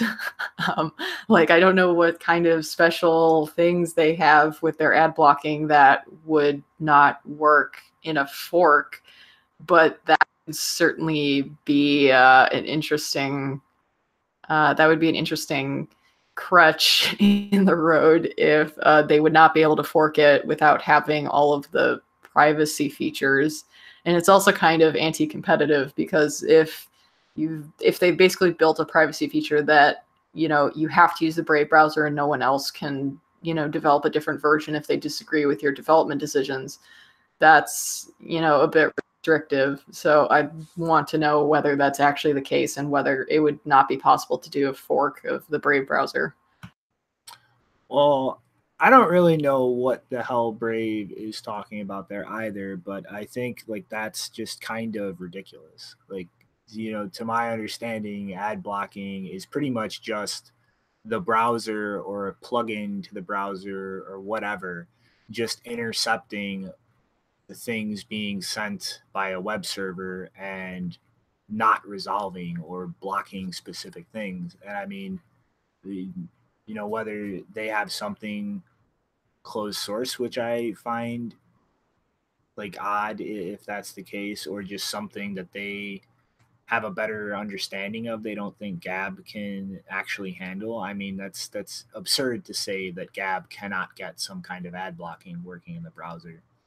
But I'm just more skeptical about the viability of this in the long term because, you know, a web browser is a really complex piece of software with a lot of moving parts and things to keep track of, and it is critically important in terms of security. Like pretty much your average person, like 99% of their interaction with things online is through a web browser. Like that is a huge attack surface that needs constant maintenance, bug fixes, and like paying attention to security issues, and that's a lot of resources. So I mean, like in principle, like yeah, I would love to see Brave, you know, forked and Bitcoin reintegrated and move away from this bat token horse shit that they, you know, dug themselves into. But I'm just really skeptical that Gab would actually have the resources and the time to really give the proper attention to maintaining a web browser. Like that just seems like a lot to chew off.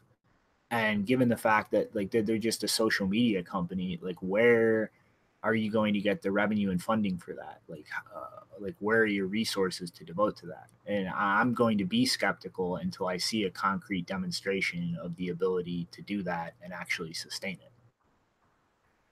Yeah, I believe it was Sarah Jamie Lewis who said something along the lines of that, you know, the browser ecosystem is a complete mess, and the, you know, it's securing that kind of stuff is very hard, and it's very, very, very complicated. So, I mean, I don't know.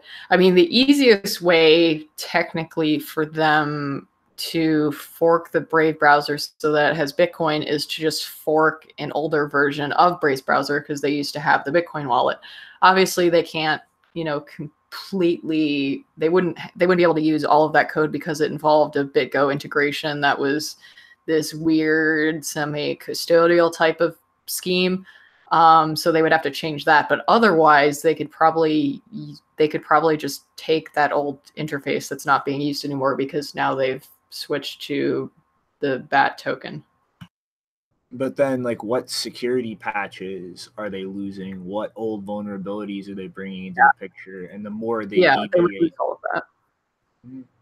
and then like the more they deviate the code base, like the harder it is to rebase like new things from Brave's version of the browser. And I mean, it's like it's just a huge undertaking. And as much as I would like to see it, I'm very skeptical that they can actually do this and sustain it in the long term. Yeah, I mean, it's hard to say like exactly how they're going to build this out. Like you're saying, I mean, they don't really have that much in the plans for it, other than saying like that's the plan. Like we're going to do this, and I mean, we're kind of getting that on a lot of levels. I mean, with the whole Patreon nonsense, where everybody's saying like we're gonna, you know, like this thing's not good. You know, we're gonna create an alternative, and the same goes with this situation. And you know, it's I'm just happy to see like, you know, somebody thinking about like, you know, doing that sort of implement that sort of payment in within the browser, because I mean, people do like that Brave browser, and you know, I mean, people are just confused by the bat. And if people had the ability to use a browser that was just like Brave but had Bitcoin in it, I think that you know, we would start to see, you know, more users kind of come into the system. But it is one of those where, you know, it's all just you know, a bunch of talk right now. We're gonna have to keep our eye on it and see where it goes. I mean, like I'm rooting for him to do it and pull it off, but it's like, you know, you need to show me something more than a tweet before I'm actually going to take that seriously or consider using something like that. Yeah, definitely need some more roadmap there. All right, well, I guess on to the next one. Yeah, so Japan, SBI, made an investment in the Swiss startup Tangem, which we covered this whenever they first came out. These banknotes for digital assets, where it was like these interesting little cards where people put like a small amount of BTC on them, and people were allowed to, you know, it's kind of like a Bitcoin voucher, but just like a paper wallet. Like, so SBI said it had invested in Tangem because it's, quote, inexpensive and robust wallet product could help boost demand for crypto assets as well as its own products. The Tangem hardware wallet, which is highly secure and affordable, is an important tool to promote mass adoption of digital assets and blockchain. And that was Yoshita Kitao. I'm sorry if I totally mispronounced that and wrecked it. But I do like the idea of these vouchers in the way that people could just load up some Bitcoin and, you know, get those out. And I think I've seen another project being worked on similar to this, but I think Beautyon's working on that. I was actually going to put that on the news desk, but just sort of ran out of time to cover that next week. But yeah, so SBI, those guys are SBI Group has pretty much been making some investments all over the space, and it looks like they're going to be taking over these Tangem. I'm sorry, I must be mispronouncing it. Tangem. I've cards. always just pronounced him Tangem, but I have no clue. Tangem. So yeah, they're investing in these Tangem cards, and I imagine there'll be something that we could use in the future. So yeah, what do you guys think about that? Well, I mean, I think it's, from a user experience perspective, it's a nice thing, and it definitely simplifies things for the end user. But like my main issue with things like this, and I mean like this, it kind of applies to like OpenDime as well. If you really try to like push that as like a huge like use case, is these things just don't scale in bulk. I mean, yeah, like, if I'm just taking an OpenDime to give somebody Bitcoin or like make a really huge purchase in person or something, like that makes sense. But it's like you can't just make like millions of these and then have people use them as cash. It just doesn't scale. I mean, I need to get back to finishing it, but I was writing an article on this a while ago. I got sidetracked on like look at like the banknotes supply of England. I think it's like 10 billion banknotes in circulation or something. Well, if you try to translate that to something like these Tangem cards, that's like 2.9 gigabytes in the UTXO set just for that series of banknotes of a small island country with a tiny population. That adds almost 3 gigabytes to the UTXO set. And it would literally take years to load all of them with Bitcoin if block space was being used for absolutely nothing but loading those banknotes. So, I mean, like on the user end, yeah, they're awesome. But trying to really scale this kind of thing up to widespread adoption, it just absolutely does not scale. And like I've had my own ideas as to how you can try and do something like this where you just have these backed by time locked Bitcoins. But that introduces like a counterparty risk whenever that time lock comes close to expiring. And recently I've been kind of thinking about maybe how Graftroot could be used to have a bunch of these things all tied to one output in a decentralized way. But like I've only begun thinking about that, and the only way I think this could work is literally having enormous webs of pre-signed transactions on these cards, and that would just explode to an insane size and require a lot of storage on each of these cards to hold all of them redundantly, like multiple times, so that memory failing didn't fuck something up along the line. So I mean, like there is potential for things like this, I think, to use in a somewhat centralized way with most of the risk mitigated by time locking things and then connecting a Merkle root with all of the notes in a note series. And I mean, maybe Taproot could do something like that in a more decentralized way, but I have not spent any serious time thinking about that. But I mean, just using these, like here's just one address, I load it up and it's a cash note, that just absolutely does not scale. It will not work to any large degree.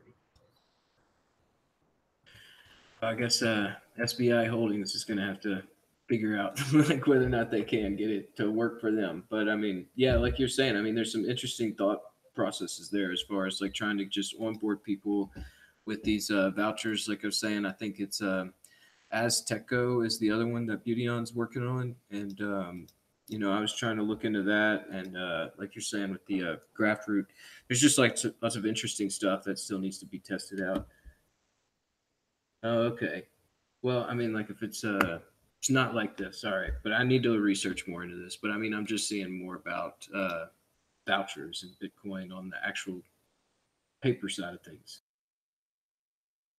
But I mean, like, you know, you can just, like I said, you could still use this as a way to like back a note with Bitcoin that's time locked and like have this be counterfeit proof. Like you could use this for other chains that are more centralized. And I mean, like this technology would even work just to replace fiat and be like more counterfeit proof. Like it's still useful, but just the way that this company is trying to say it's useful right now, I think is just not practical at all. All right. So what's going on with Monero, man? Well, I can cover this one, at least the general details. There is a research lab called Nonsense, like nonce in mining, which I think is a good name. And they published a paper that made the rounds on Twitter and Reddit in the last week. It has since been noted that they, quote, identified the possibility for transaction volume to exceed infrastructure capacity in September 2018. This was privately disclosed to other Monero researchers and was modeled in a initially private repository, which has now been made public. So you can do the whole don't trust, verify thing on the code, run the simulation code yourself to see if the result is the same. And they've continued to hold private meetings with various Monero researchers to develop mitigation strategies for this. And the disclosure to the Monero Research Lab was made public in November 2018. So this paper's been available in some form for a while now, at least 2 months. And they say that they will continue to hold open community discussion about long-term solutions, which will be implemented hopefully in late 2019. So for anyone who doesn't know, Monero currently has this rule that each block cannot be larger than the median size of the previous 100 blocks. That's stated in the abstract of the paper. And it lays out how this could be a problem in an Icarus adoption scenario where they say whether benignly or maliciously, that can cause a flood of transactions to increase resource requirements beyond the capacity of the Monero infrastructure, ergo exceeding the disk space or bandwidth of most nodes and miners. And they claim that within 36 hours, the Monero blockchain in this kind of, under this kind of condition would grow to like 30 terabytes, which is unmanageable. 4 days ago in the thread on the Monero subreddit where this paper was shared, one of the moderators said that mitigations will be included in the next release to prevent this kind of attack. And furthermore, this has been discussed extensively in the last couple of weeks in the Monero Research Lab meetings. I found it funny that they add at the end, edit, a question for the community. Would it perhaps be better to remove this thread before someone malicious stumbles upon it and gets the idea to execute it? They said that no, because it's already been public for a while now, so there wouldn't be a point. I mean, this is this is just ridiculous because like Monero already has huge scaling issues that just result from its use of ring signatures and the way it handles outputs. Like you cannot tell whether an output in a transaction is spent or not. So you literally have to keep all of them. Like Bitcoin's UTXO set, it can shrink, it can grow, but it's only the unspent outputs. Like all outputs from spent transactions don't have to be a part of it. In Monero, they do. So their equivalent of the UTXO set continues growing infinitely and it can never shrink. And then on top of that, like the dynamic block size enabling something like this, you're just exponentially compounding a pre-existing scaling issue. because I mean, what this really comes down to isn't just that like the blockchain gets super big and people can't run nodes anymore. It means that the UTXO set that you have to validate a block grows way more than it would on something like Bitcoin in this case. So like they say that it would be 30 terabytes in 36 hours. No node would be able to operate way before that. And like to me, this is just fundamentally, it shows like these kind of flex cap ways to handle a block size is just not viable. If there is no upper bound, then this can happen. And like that's just how the architecture works. And if there is an upper bound, then why have a flexibility at all? Just have a finite upper bound. Like it's not a logical concept in my mind.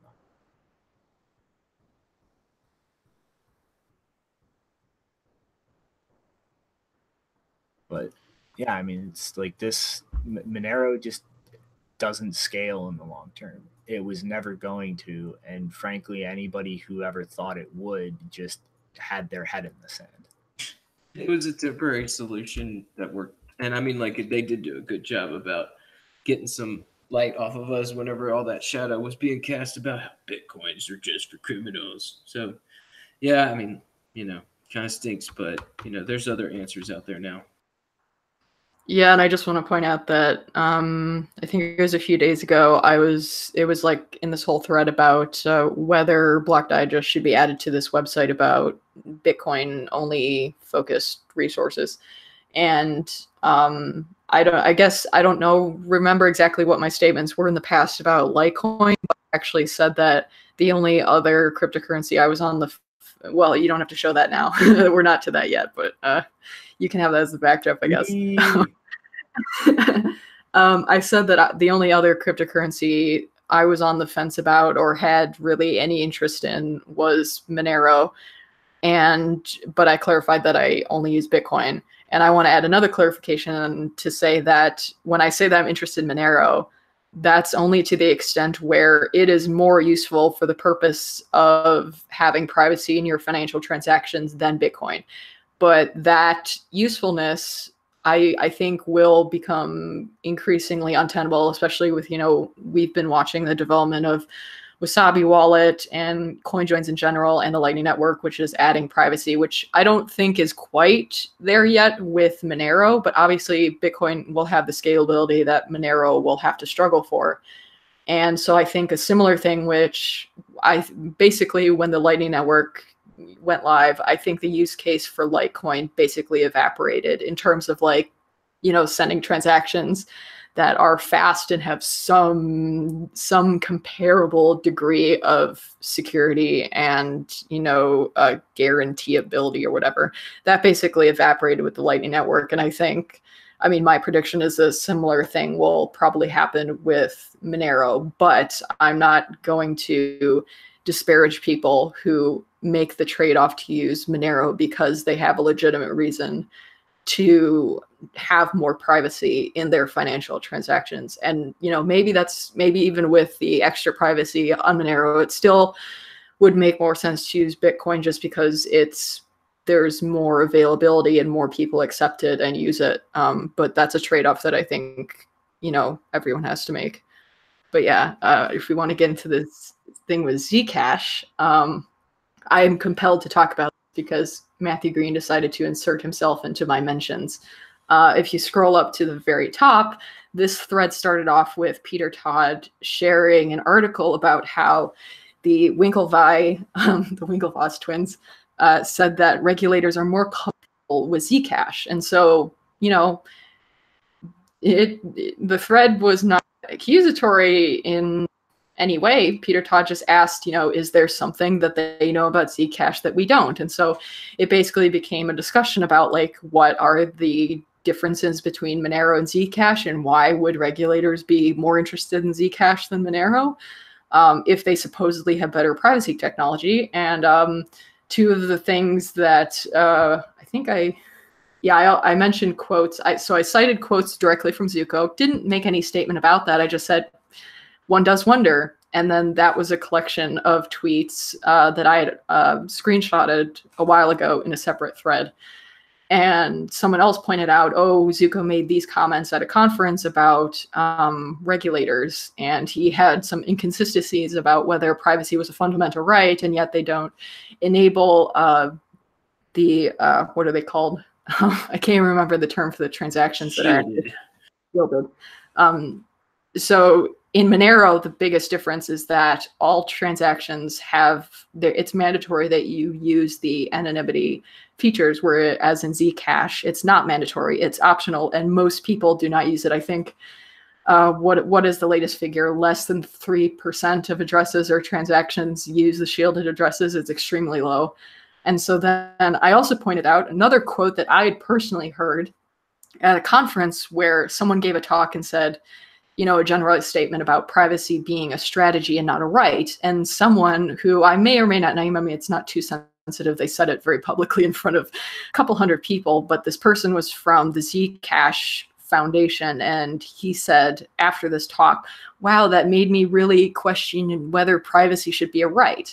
And so now you get to the bottom of the thread, which is Matthew Green being all high and mighty about, oh, you're engaging in conspiracy theories. It's like, first of all, no, we're not. We're quoting things that I have personally heard, other people have personally heard, that are on recorded video. There is no conspiracy in this thread that you see here. It is just that, you know, asking questions. Why is Zcash more attractive to authorities?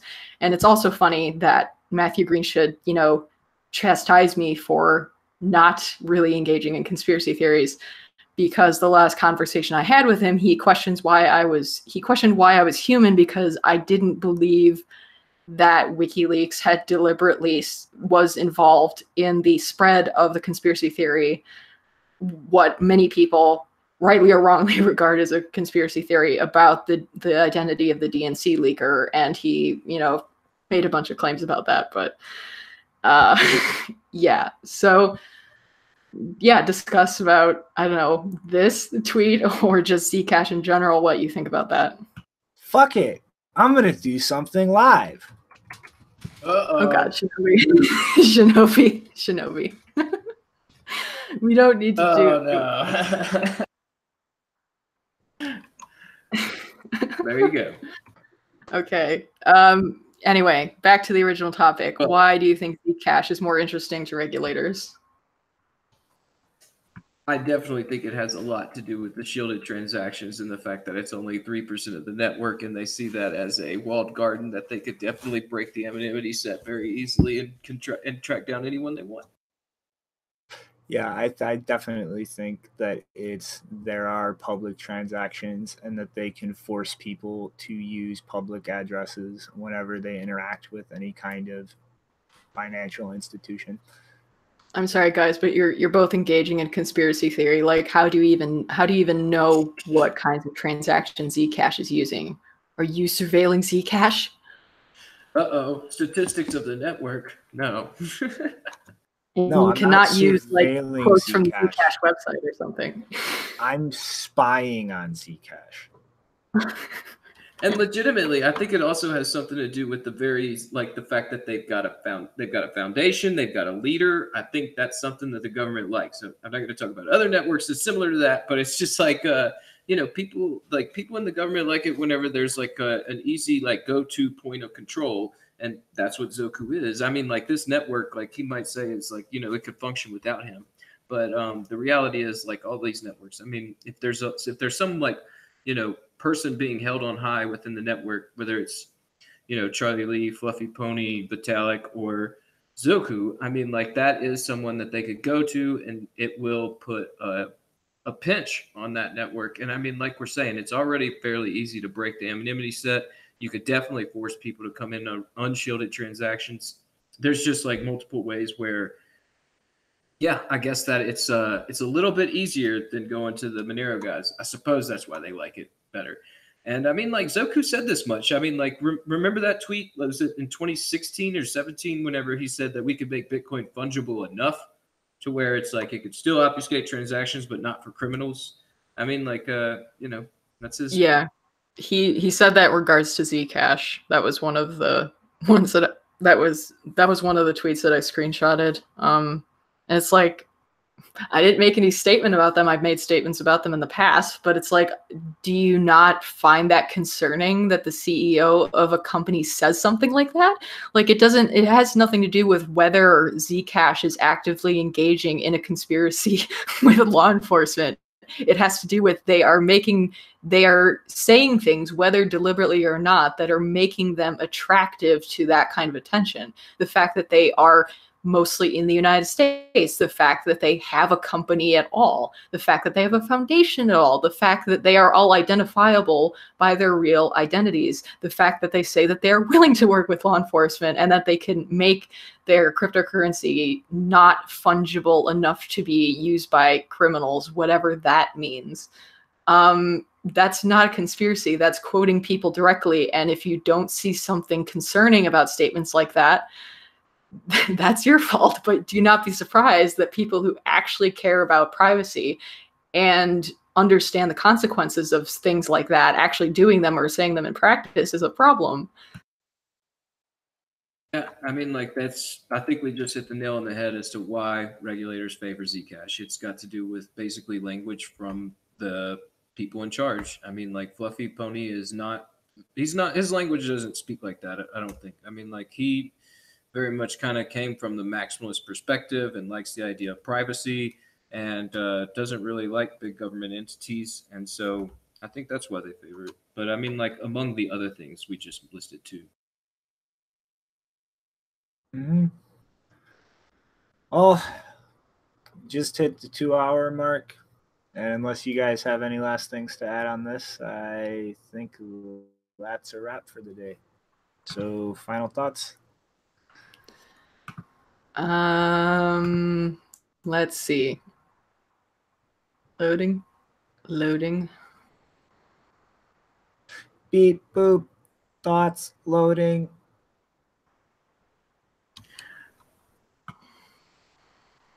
Right. Oh, I have one. I really like Jesse Powell's "Not Your Vault, Not Your Gold" in response to Venezuela not being able to. Well, I shouldn't say in response to the disgraced side of the Venezuelan government not being able to get their gold back from the Bank of England. I think that technically it was just like I don't know. I saw this argument on there where it was like they didn't actually request it. It was just the United States government requested the British government, like, don't let them move that gold. And the British government said, all right. That's interesting. Wow, the U.S. is really putting its foot down, isn't it? Again. Yeah, that story is it's all over the place. But I do like that comment, not your vault, not your gold, because I mean that is one of the things where when people do like start comparing Bitcoin to gold and all these things, it's like the storage problem of gold is one of the major hiccups on all that. It's like you need large amounts of security, large amounts of men with guns and all this sort of thing to keep that thing going, and that's just a big hang up we don't really have in Bitcoin. So I guess, now that you bring up Venezuela real quick, there's a tweet thread I found yesterday from a Wall Street Journal Latin America editor who kind of summarized things. And I think he put this in a really nice analogy. Imagine a world where U.S. President Donald Trump stacked the Supreme Court and other institutions with political hacks. The midterms come and Democrats win 2/3 majority in Congress. Then Trump gets the courts to declare Congress null and void and ignores it. Trump creates another Congress filled with his own supporters to pass laws. When people protest, he sends out the National Guard to crack down. Hundreds are killed, thousands arbitrarily arrested. Top Democratic leaders are arrested or forced into exile. Trump then heads for re-election. His administration bans Democrats from running. They hold the election with everybody boycotting anyway. Nobody's allowed to observe it. Even the person who set up the voting system says there's fraud. Trump gets sworn in by his fake Congress. The real Congress, meanwhile, says he's an illegitimate president, and according to law, they swear in the head of Congress as the legitimate president until new elections, who is recognized by many nations. Now, is that a coup by the real Congress, or has the coup already taken place by the president? In a nutshell, that's what happened in Venezuela. I mean, like, I can totally be sentimental to that. Like, I understand, I agree, and that's where it's like the whole thing is kind of complicated in a way where it's like I definitely think that Maduro is a dictator and he's somebody that is kind of just wielding with his power with an iron fist.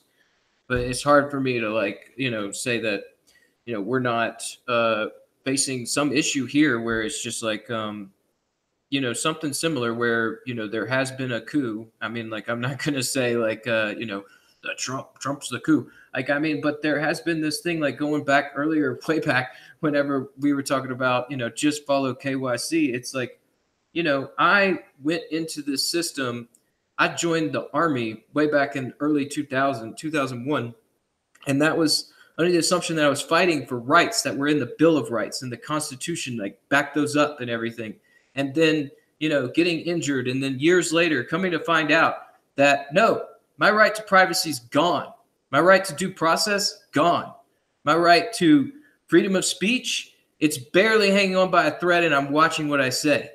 So, I mean, like, it's hard for me to just say, like, yeah, we can just replace that over there, because there's something definitely going on here too. And I mean, like, where we should focus our attention, I think it should be here. But I mean, like, there's definitely some issues going on over there. What's the right answer? It's hard to say. There's so many different forces moving in on this. All right, so my final thought, I'll just like take it a little bit lighter here, is the Unconfiscatable conference just ended. I thought it was pretty fun. Watched a few things as far as like poker hands, a couple of interesting panels with some smart individuals talking about really interesting things, and there was some good stuff, some crazy stuff, but that's the way those conferences usually go. Just wanted to also let you guys know that there is a meetup in Denver this Tuesday at the Bitcoin and Beer meetup, and also have a meetup in Boulder on Thursday. So those are my thoughts. Well, now that you just brought up Unconfiscatable, I think we should share that if anyone is under the impression that Tone came up with the word unconfiscatable, that's really not true. And in fact, the earliest reference I've found so far to the word unconfiscatable was about gold, and the reason why gold being unconfiscatable is a myth. So please read. I've been thinking about that. Like, isn't the like non-confiscatable a thing? Like, I think I've heard that, like, non-confiscatable. It's but I don't know. Well, all I know is that fake news Tone did not invent that word. All right. All right, so I guess on that note, that's a wrap, guys. Later, everyone.